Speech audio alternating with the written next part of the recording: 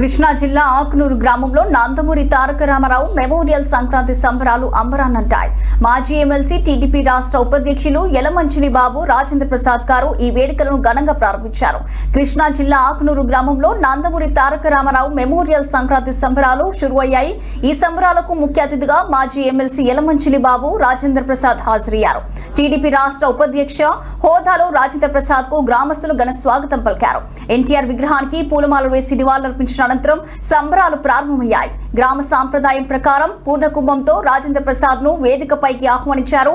ఆకునూరు గ్రామస్తులు ఐక్యతకు ఈ వేడుకలు నిదర్శనమని రాజేంద్ర ప్రసాద్ కొనియాడారు.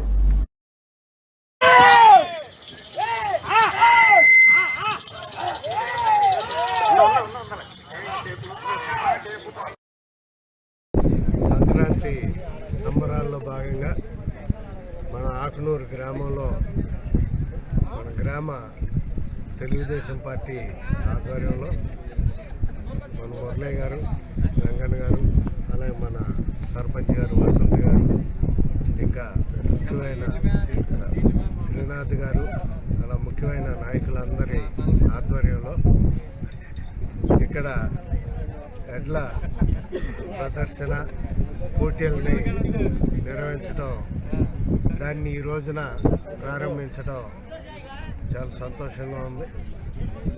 ఇవి మన పూర్వీకులకి ఎప్పటి నుంచో వస్తున్నటువంటి సంప్రదాయం.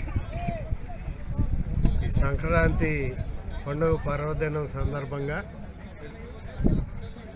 మన రైతుల పంటల్ని ఇళ్ళకి చేర్చుకుంటమే కాకుండా వాళ్ళకు ఉన్నటువంటి పశుపోషణని పరీక్షలు పెట్టి ఎట్లా అందాల పోటీలు, లేకపోతే ఈ లాగుడు పోటీలు అని చెప్పి వీటిని పెట్టి రైతులందరూ కూడా ఈ సంక్రాంతి పండుగ సందర్భంగా హ్యాపీగా ఆనందంగా గడిపేటటువంటి పండుగ దినాలు ఇవి.